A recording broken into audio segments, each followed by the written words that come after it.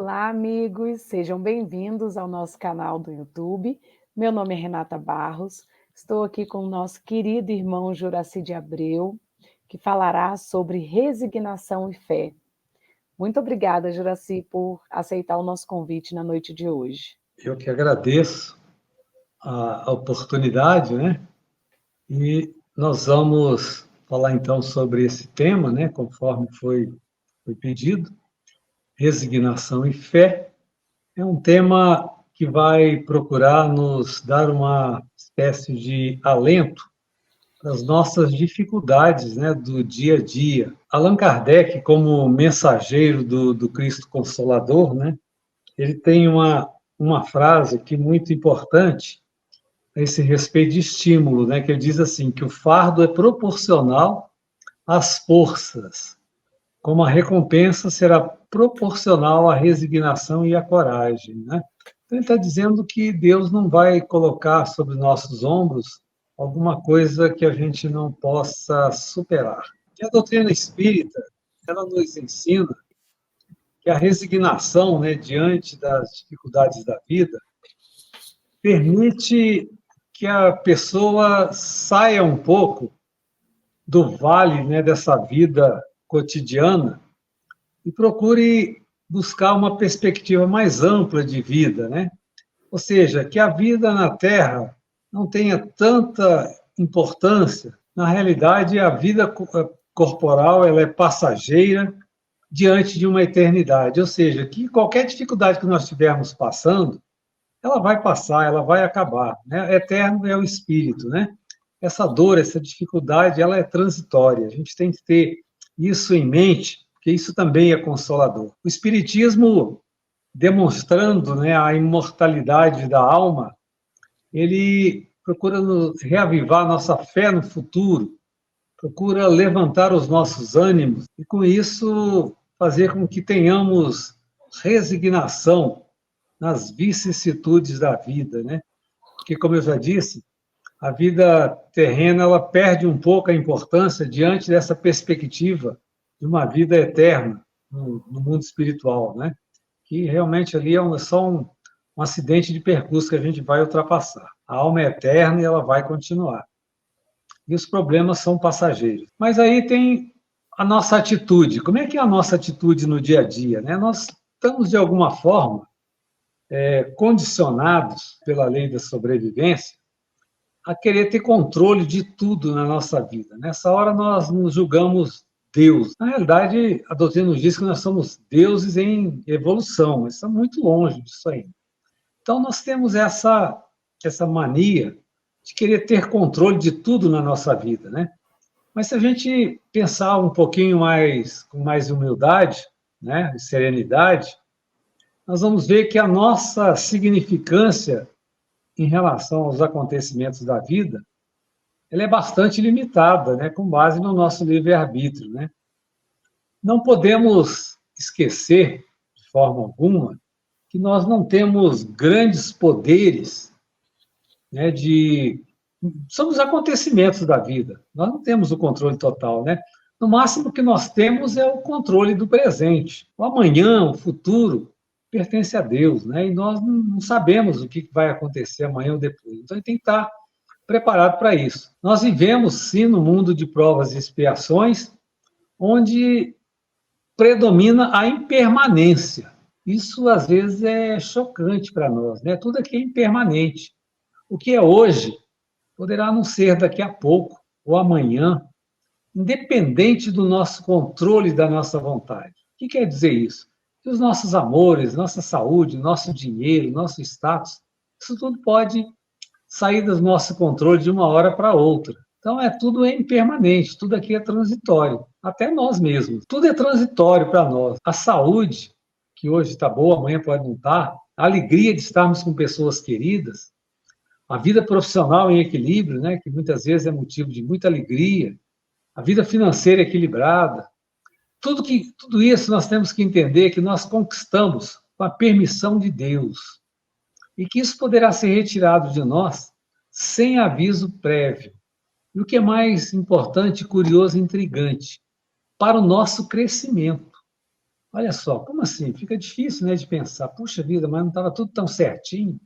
De repente, para o meu crescimento, eu vou estar nessa dificuldade, né? Mas essa é a mensagem que a doutrina espírita nos coloca, para que a gente procure se situar, né? Alunos de um mundo de provas e expiações. Isso é um convite para a gente baixar um pouco a nossa rebeldia diante das dificuldades do caminho, né? Nós somos, às vezes, muito rebeldes. Nós temos que entender que nessa vida nossa aqui transitória, modificam-se os calendários, fecham-se os ciclos na convenção do tempo. Nós temos muita dificuldade de entender isso. Anunciando que há eterna continuidade da vida, né? Nós costumamos dizer que nós vivemos numa espécie de trem da vida, onde uns entram, outros saem, e ninguém sabe a hora de sair, a hora que outros vão entrar. Então, a gente tem que estar preparado de forma bem consciente para essas transições aqui terrenas. Tudo evolui, tudo modifica, tudo se renova, né? É a lei da vida. A impermanência, né, é a realidade na intimidade do homem e ao seu redor. É essencial a compreensão, né, de que tudo que é material é transitório, inconstante e tende a acabar-se. Isso é, inclusive, uma frase budista. É essencial a compreensão de que tudo que é material é transitório, é inconsistente e tende a acabar. Olha que chocante. Mas Jesus, como nosso guia e modelo, em sua infinita sabedoria, ele já nos diz, né, através do evangelista Mateus, né? Não ajunteis tesouros na terra, onde a traça e a ferrugem tudo consomem, e onde os ladrões minam e roubam. Mas aí diz o Mestre Jesus, mas ajuntai tesouros no céu, onde nem a traça, nem a ferrugem consomem, e onde os ladrões não minam e roubam. Porque onde estiver o vosso tesouro, aí também estará o vosso coração. Então, Jesus nos falando a respeito do que eu falei, né, da transitoriedade.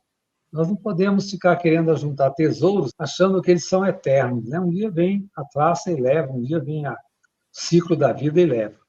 Tudo passa, né, meus irmãos? Somente a conexão com o Pai, com Deus, que é a fonte infinita, ela é eterna.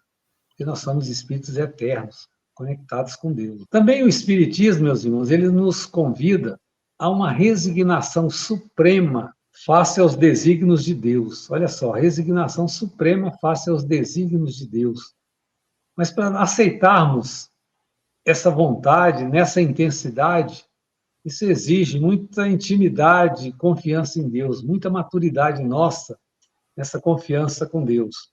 Talvez seja essa a grande dificuldade de todos nós. No Velho Testamento tem lá um capítulo de Jó, né, que fala da paciência de Jó. Jó foi um personagem do Antigo Testamento que ele teve a sua fé em Deus a toda prova, né? Ele de um fazendeiro rico e próspero, de uma hora para outra ele passou a não ter nada, porque ele foi morto, porque os seus bens foram destruídos, esfoliados, né? E todo mundo ficou ali achando que ele iria, vamos dizer assim, blasfemar a Deus, né? E ele manteve a fé em Deus. Até a esposa dele foi embora achando que ele não era muito certo de ter aquela fé toda em Deus. E aí, lá na Bíblia consta que por essa fé em Deus ele conseguiu recuperar tudo que ele havia perdido, né? Então é um exemplo que já no Antigo Testamento se fala nessa nossa fé em Deus que tem que ser, vamos dizer assim, firme, sem vacilações. Bom, Jesus, no Evangelho, né? Ele também nos manda no Evangelho de João uma outra mensagem, né? Tenho-vos dito isso para que em mim tenhas paz. No mundo tereis aflições, mas tende bom ânimo. Eu venci o mundo, né? Vós também irão vencer, né? Então Jesus já falando que realmente as dificuldades seriam muitas. Bem-aventurados os que choram, está lá em Mateus, né? Pois que serão consolados. Bem-aventurados os famintos e os sequiosos de justiça, pois que serão também saciados. Bem-aventurados que sofrem perseguição pela justiça, pois que é deles o reino do céu. Bom, Allan Kardec, comentando essas duas passagens, ele vem nos dizer que somente na vida futura, né, podem efetivar-se as compensações que Jesus promete aos aflitos na terra. Então, daí nós temos que ter essa fé nessa vida futura, né? Sem a certeza do futuro, essas máximas seriam um contrassenso, e mais ainda, seria um engodo, né? Mas mesmo com essa certeza, meus irmãos, é difícil às vezes compreender essa conveniência de sofrer para ser feliz, né? Porque são coisas antagônicas na nossa visão terrena. E aí a gente volta aqui só um pouquinho para fixar os conceitos, né, de submissão, né? Submissão é uma virtude, né, pela qual um ser aceita as ordens dadas por outro. E a resignação seria a ação de aceitar pacificamente as dores ou sofrimentos da vida. O Espiritismo vem nos dizer, de outra forma, que resignação é a aceitação dos males da existência por fruto da vontade sábia e justa de Deus. Então, essa é uma virtude que nós estamos, nessa nossa caminhada, procurando buscar, né? Que a gente possa, vamos dizer assim, crescer, né? E levar isso como bagagem na nossa caminhada terrena, né? Bom, aí nós podemos ver também o seguinte: Allan Kardec, quando trabalhou o Livro dos Espíritos, ele procurou abranger várias situações da nossa vida cotidiana, né, para que tudo tivesse uma explicação. Uma delas foi sobre as surpresas da vida, né, que é uma coisa que realmente nos intriga. Por que as coisas mudam do nada, né? Então, numa questão de número 924 do Livro dos Espíritos, ele fez a seguinte pergunta, né? Existem males que não dependem da maneira de agir e ferem o homem mais justo, né? Ou seja, coisas que acontecem às vezes com pessoas muito boas, são males que na nossa visão são muito doloridos. Então, aí ele pergunta, né? Não há um meio de se preservar deles, ou seja, não há um meio de nós nos preservarmos desses males que independem da nossa vontade, que nos ferem profundamente? O que os espíritos responderam, né? Deve resignar-se e sofrê-los sem murmurar, se quer progredir. Isso aí tem um significado de que, considerando que nós estamos num planeta escola, num mundo de provas e expiações, e que todos nós somos alunos, essa é uma mensagem de que se o aluno quer progredir, né, ele tem que aceitar a lição, né? Então, se a pessoa não se resignar, é como se o aluno não tivesse aceito a lição. Em qualquer escola, quando o aluno não aceita a lição, ele tem que repetir. Aí, continuando a resposta dos espíritos. Sempre, porém, lhe é dado, ao aurir, consolação na própria consciência. Ou seja, se for um espírito, vamos dizer, esclarecido, resignado, ele vai entender aquela surpresa, que lhe proporciona a esperança de um futuro melhor.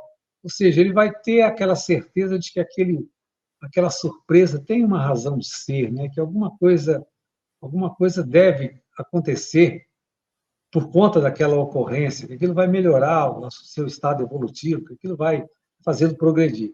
Se fizer o que é preciso para obtê-lo. Aí, continuando esses esclarecimentos, os espíritos dizem: nada nos acontece por acaso e nos dói exatamente no local onde mais carecemos de remédio. Isso quer dizer, então, meus irmãos, que essas surpresas, elas acontecem para nos atacar naqueles pontos fracos nossos, onde nós realmente estamos doentes ainda, nos locais onde mais carecemos de remédio. E para sermos resignados, o que é na prática? Precisamos aprender a não lamentar a nossa sorte e aceitar com submissão paciente os sofrimentos da vida.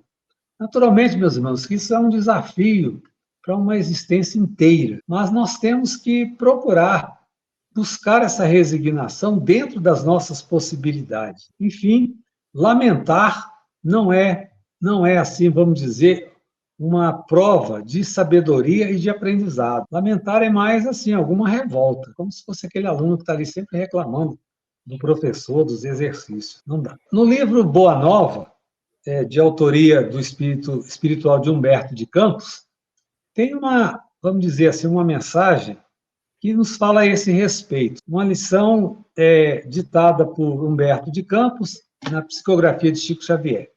Diz o texto: sentado como um peregrino nas adjacências do templo, Jesus foi notado por um grupo de sacerdotes e pensadores ociosos que se sentiram atraídos pelos seus traços de formosura, de formosa originalidade e pelo seu olhar lúcido e profundo. Ou seja, sacerdotes notaram Jesus, né? Eles estavam ali de bobeira, né?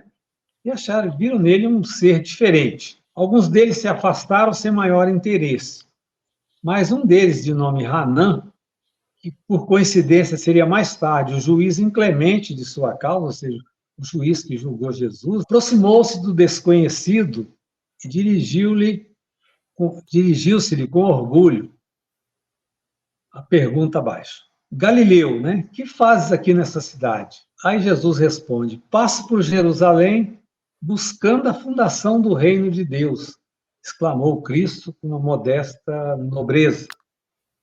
Reino de Deus, tornou o sacerdote com uma certa ironia. E que pensas tu venha a ser isso? Então o sacerdote ficou cabulado. O que é reino de Deus? Aí Jesus responde: esse reino é a obra divina no coração dos homens, esclareceu Jesus com grande serenidade. Então o reino de Deus é obra divina no coração dos homens. Obra divina em tuas mãos? Revidou Hanã, com uma gargalhada de desprezo. E, continuando as suas observações irônicas, perguntou: com que contas para levar adiante essa difícil empresa? Quais são os teus seguidores e companheiros?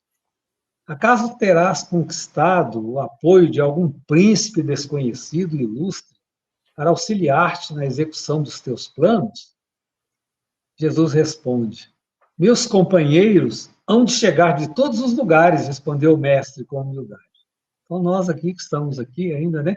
Somos um deles, somos todos nós ainda hoje. Sim, observou Hanã, ironia ainda, né? Os ignorantes e os tolos estão em toda parte na terra. Certamente que esse representará o material de tua edificação. Entretanto, propões-te realizar uma obra divina e já vistes alguma estátua perfeita modelada em fragmentos de lama? Desafiante isso.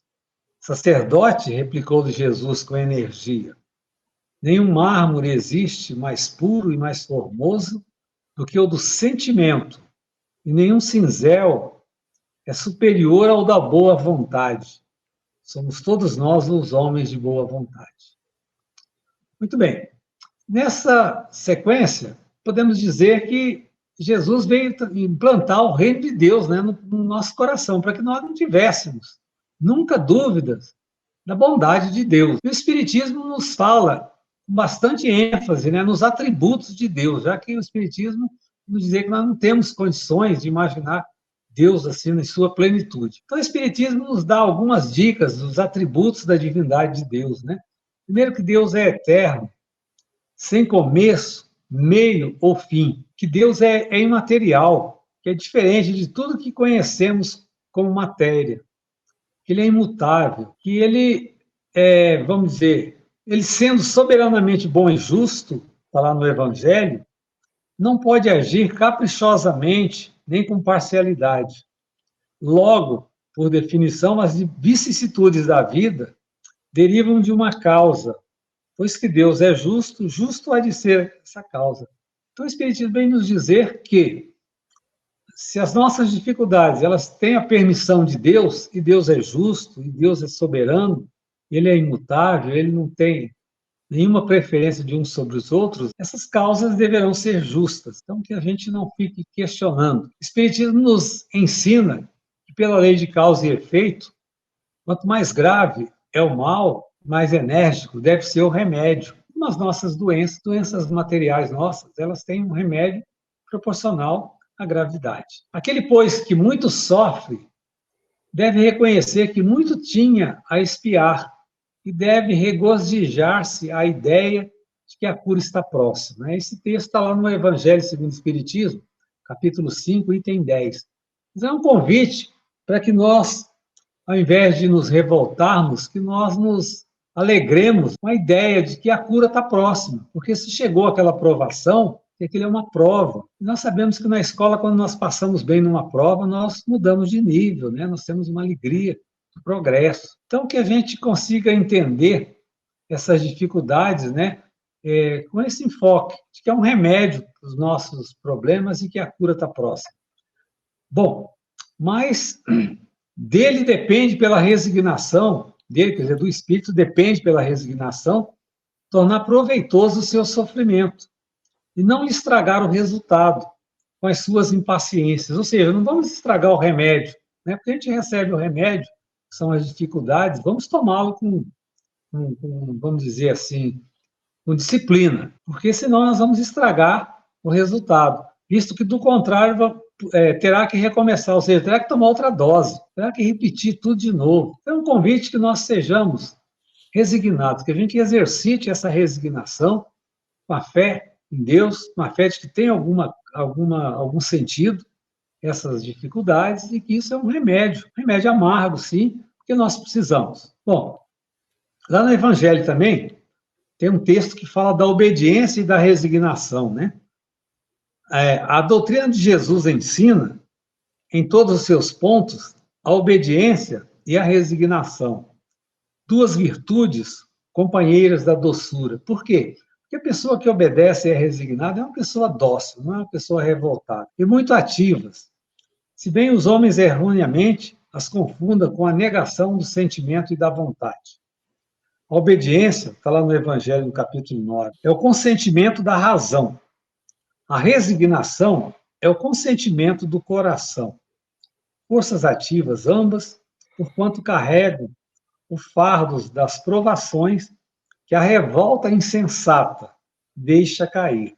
Então, o Evangelho segundo o Espiritismo vem nos dizer que são virtudes, né, são forças que vêm, vamos dizer assim, contribuir para que nós possamos passar pelas nossas provações sem revolta. Bom, mas aí, trazendo isso para o nosso lado humano, né, terreno, né, mas como ser dóceis à vontade de Deus, com sentimentos da razão e do coração, né? É um desafio, né, meus irmãos? A resposta mais objetiva que talvez a gente pudesse dar é o seguinte, que quanto mais nos afinamos com Deus, mais nos tornamos obedientes. Assim como uma criança, em geral, ela confia em seus pais. Daí o Evangelho nos dizer que a resignação é a aceitação do coração. É a gente aceitar aquilo com vontade de um pai soberano e justo que gosta de nós e quer ver o nosso progresso. Bom, mas aí outra dificuldade, meus irmãos. Para nos afinarmos com Deus, nós precisamos ter fé. E essa fé é, às vezes, o nosso desafio, é o nosso problema. A fé espírita, como nos ensina Allan Kardec, ela deve ser iluminada pela razão. Mas a razão espírita é iluminada também pela fé, de maneira que não pode ser confundida com a razão cética, ou seja, aquela razão mística. Enquanto essa é espiritualmente estéril, né, ou seja, aquela fé mística, a razão espírita é espiritualmente fecunda, abrindo para a mente humana perspectivas cada vez mais amplas de compreensão do homem, do mundo e da vida. Observe que o Espiritismo começa nos dizendo sobre as dificuldades, que elas têm uma razão de ser, né? Então, isso é uma crença que tem que estar muito imantada em nós, abrindo a mente humana a perspectivas cada vez mais amplas de compreensão do homem, do mundo e da vida. A fé espírita, podemos dizer, que é uma conquista racional. Por que racional, né? Porque o espírita não pode crer pela crença, mas deve crer pela compreensão. Eu entendo que é desse jeito. Esse parágrafo foi tirado do livro O Pensamento de Herculano Pires.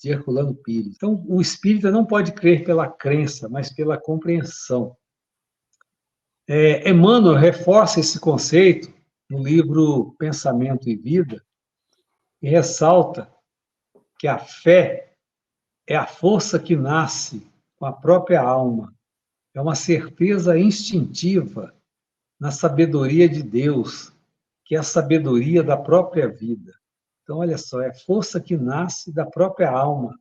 É uma certeza instintiva, que Deus sabe o que faz, né? Que é a sabedoria da própria vida. E Jesus, a respeito da resignação, ele foi a expressão máxima dessa resignação à vontade de Deus, né? Durante o seu calvário, né, durante a sua execução, vamos dizer assim, ele foi resignado até as últimas instâncias, né? No momento final, quando ele já estava ali, vamos dizer assim, nos últimos suspiros, ele, ao invés de esbravejar, ele nos mandou aquela frase, né, tradicional: Pai, perdoa-lhes, porque não sabem o que fazem. Observem que depois de toda aquela injustiça aos nossos olhos, né, que ele foi submetido, ele não teve revolta, ele se resignou à vontade de Deus, né, porque ele sabia que tinha uma razão de ser. É por isso, então, que Jesus, o emissário divino de Deus, né, crucificado pela perseguição gratuita, rogou a Deus diante de seus algozes e deixando os ofensores nas inibições próprias, né? Eles até ficaram com vergonha. Como assim, né? Perdoa? Ele não está revoltado com isso, né? E sustentou em si a luz do amor que dissolve toda a sombra, induzindo-nos à conquista da luz eterna. Então, esse trechinho último aqui saiu do livro Palavras de Vida Eterna, né? Psicografia de Chico Xavier. Então, meus irmãos, Jesus, nosso guia e modelo, ele é a resignação máxima da vontade de Deus. E o nosso desafio, como, vamos dizer, caminheiros do planeta Terra, do mundo de provas e expiações, e aprendizes do Evangelho, é refletir a esse respeito sobre a nossa fé. A nossa fé, ela é, muitas vezes, vacilante. Aliás, muitas vezes não, inúmeras vezes, né? Quando nós observamos alguma coisa que não nos agrada, que nos choca, ou alguma coisa muito ruim nos acontece, né? Ou às vezes as manchetes de jornais, notícias chocantes, nós às vezes perguntamos, né? Onde é que está Deus? O que Deus permite? Às vezes nós fazemos aquela pergunta, às vezes inocente: Deus não é a inteligência suprema do universo? Então, isso significa que nós temos dificuldades desse entendimento. Mas quando estamos, às vezes, como se diz na gíria, no fundo do poço, intuitivamente, Deus nos consola, porque Deus sabe das nossas fragilidades, ou seja, mesmo no nosso desespero, nossa falta de fé, né, Deus sabe das nossas fragilidades. E lá na Gênesis, tem um pequeno trecho, no capítulo 3, que fala da onipresença de Deus. Significa que Deus está presente em toda parte. Em Deus, nós nos movemos e existimos. Nós estamos em Deus, mas tem hora que a nossa inteligência, a nossa compreensão não alcança Deus. E quando a gente faz aquela pergunta, onde é que está Deus? Às vezes, por que comigo? Né? Por que com aquele meu parente? Tem hora que temos que apelar e trabalhar na fé, porque na nossa evolução, nós fomos assim, historicamente, se nós pegarmos a nossa história desde o tempo de Moisés, nós tínhamos ali um Deus que nós temíamos, porque Moisés editava suas leis dizendo: olha, se você não fizer isso, Deus vai te castigar. Pois veio Jesus, que nos trouxe um Deus bondoso, né? Um Deus que nos ama, que nos ama. E depois o Espiritismo, como Cristo Consolador, nos trouxe um Deus que é para nós confiarmos. Então, é um Deus que tem que ser interpretado à luz da razão, da fé raciocinada. Mas nós temos que entender que nós somos humanos, que nós estamos na caminhada, que nós não estamos ainda com esse grau de perfeição. Quem, de fato, confiava plenamente em Deus era Jesus. Até Pedro, apóstolo, que era o seu discípulo mais próximo, ele teve a sua evolução na sua caminhada. Primeiro, ele negou a Cristo, né, 3 vezes, aquele tradicional cantar do galo e outras ocorrências. Depois nós tivemos um exemplo, quando ele achava que ele já estava acreditando em Deus, que ele foi tentar andar sobre as águas, aí ele começou a afundar, ou seja, a fé dele vacilou. Ele começou a afundar e Jesus o socorreu. E por último, na sua crucificação, ele pediu até para ser crucificado de cabeça para baixo, achando que não merecia ser crucificado como Cristo. Então ele teve, vamos dizer assim, uma fé que foi evoluindo, né? Da negação, a fé titubeante, até uma fé assim mais firme. Então é interessante que nós tenhamos essa convicção, que nós também estamos nesse meio aí. Nós vacilamos muitas vezes, nossa fé às vezes ela não é tão firme como devia ser, né? Podemos dizer que tem dia que a gente acredita, tem dia que a gente acredita mais, tem dia que a gente acredita menos em Deus. Nós vivemos às vezes crises profundas de descrença. Às vezes temos medos, fobias inexplicáveis, né? Que se a gente tivesse uma compreensão melhor, a gente talvez não passasse por isso. Tem um texto lá no livro Boa Nova, que fala da fidelidade a Deus, convém a gente explorar um pouquinho, onde Jesus diz, Tiago, nem todos podem compreender a verdade de uma só vez. Nós não podemos duvidar da fidelidade do nosso Pai para conosco, mas que nós temos dificuldade de entender isso. Devemos considerar, diz Jesus, que o mundo está cheio de crentes que não entendem a proteção do céu, senão nos dias de tranquilidade e de triunfo. Ou seja, quando tudo está bem, a gente até enxerga Deus, graças a Deus, puxa vida, que bom que eu estou aqui, né? Nós, porém, que conhecemos a vontade suprema de Jesus, temos que lhe seguir o roteiro. Não devemos pensar no Deus que concede, mas no Pai que educa. Não no Deus que recompensa, mas sim no Pai que aperfeiçoa. Então é Jesus falando como é que nós devemos considerar a presença de Deus.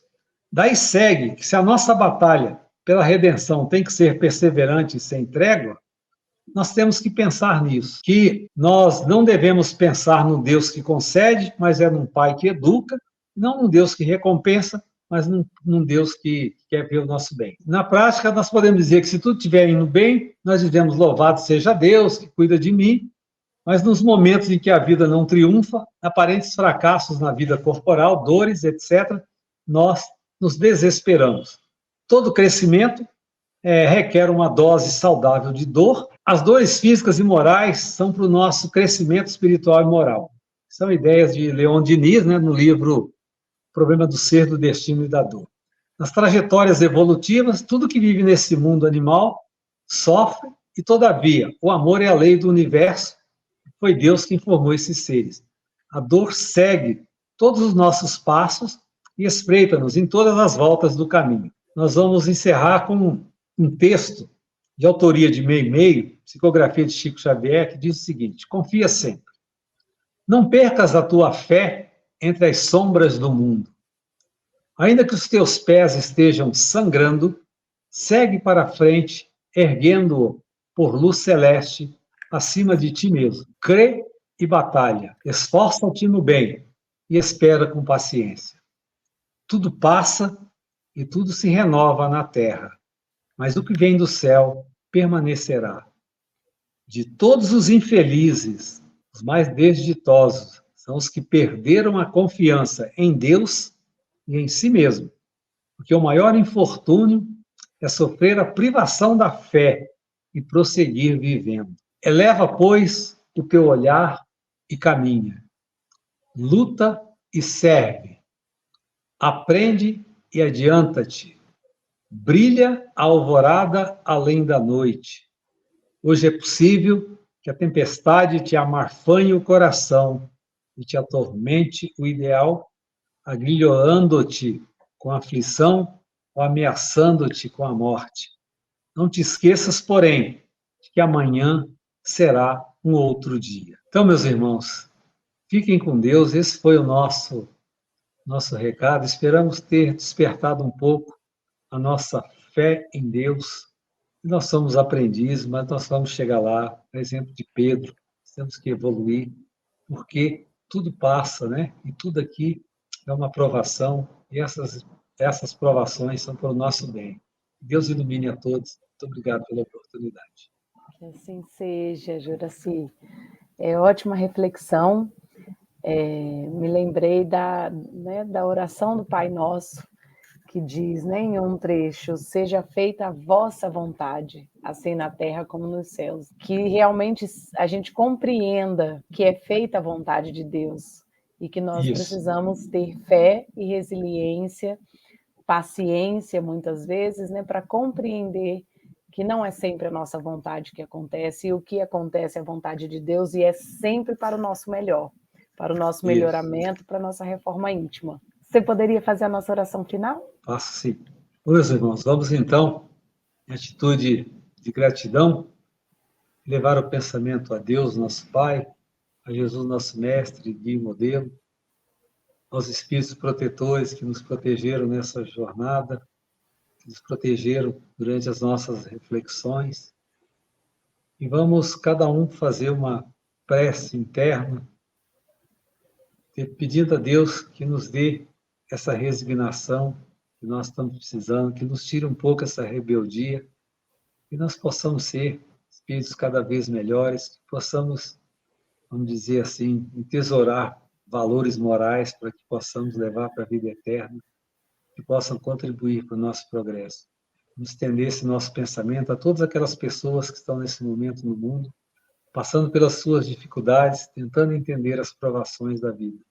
Que Deus ilumine todos eles, que eles recebam a nossa boa vibração, que eles possam sentir a presença divina, querendo dizer a eles que isso tudo vai passar, que tenham fé em Deus. Que assim seja, graças a Deus. Graças a Deus. Mais uma vez, muito obrigada. Nós que Obrigado. agradecemos. E até a próxima.